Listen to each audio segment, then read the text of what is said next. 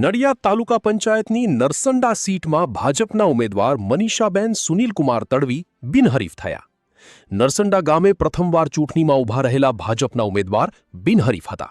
ગ્રામજનોએ મનીષાબેન તડવીને શુભેચ્છા પાઠવી. મનીષાબેન તડવીના સસરા મગનભાઈ અગાઉ ગ્રામ પંચાયતની બેઠકમાં 3 બિનહરીફ વિજેતા થઈ ચૂક્યા છે. આ વખત નડિયાદ તાલુકા પંચાયતની નરસંડા બેઠકમાં તેમની પુત્રવધુ મનીષાબેન તડવીએ બાજી મારી. મનીષાબેન તડવી પોત પ્રાકૃતિક ખેતી સાથે સંકળાયેલ મહિલા ખેડૂત છે. પિતાશ્રી મગનભાઈના માર્ગદર્શન અને પ્રેરણા હેઠળ ભાજપનું મેન્ડેટ મળ્યું હતું. થોડાક દિવસમાં જ ચૂંટણી પૂર્વે મનીષાબેન તડવીએ બિનહરીફ જાહેર થયા. ગ્રામજનો તેમજ પરિવારજનોએ મનીષાબેનને શુભકામના પાઠવી. ગામમાં પ્રજાલક્ષી સમસ્યાઓ અને વિકાસ કાર્યો માટે હંમેશા તત્પર રહેશે તેવો ભાવ વ્યક્ત કર્યો. ભાજપ પ્રમુખ નયનાબેન, ધારાસભ્ય પંકજભાઈ દેસાઈ, સંગઠનના હોદ્દેદારો અને કાર્યકરોનો આભાર વ્યક્ત કર્યો. રિપોર્ટર સચિન પંડ્યા, નડિયાદ. તમારું નામ? પટેલ કેતનભાઈ મોતીભાઈ. જે નરસંડા બેઠક ઉપર બિનહરીફ થયા છે. નરસંડા બેઠક ઉપર જે બિનહરીફ થયેલા ઉમેદવાર છે જે મનીષાબેન સુનિલકુમાર તડવી, જે અમારા ભાભી થાય છે, તો અમે ગ્રામજનોનો અને ભાજપના કાર્યકર્તાઓનો ખૂબ ખૂબ આભાર માનીએ છીએ.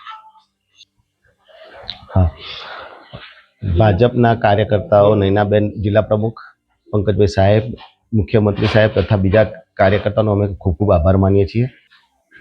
જે બિનહરીફ થયા છે તો હવે વિકાસલક્ષી કાર્યો કેવા રહેશે?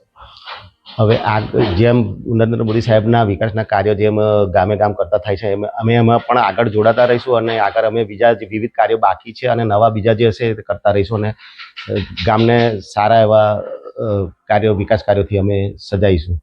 આપનું નામ? અમિતભાઈ અરવિંદભાઈ ઠાકર. જે નરસંડા બેઠક પર બેન બિનહરીફ થયા છે, શું છે?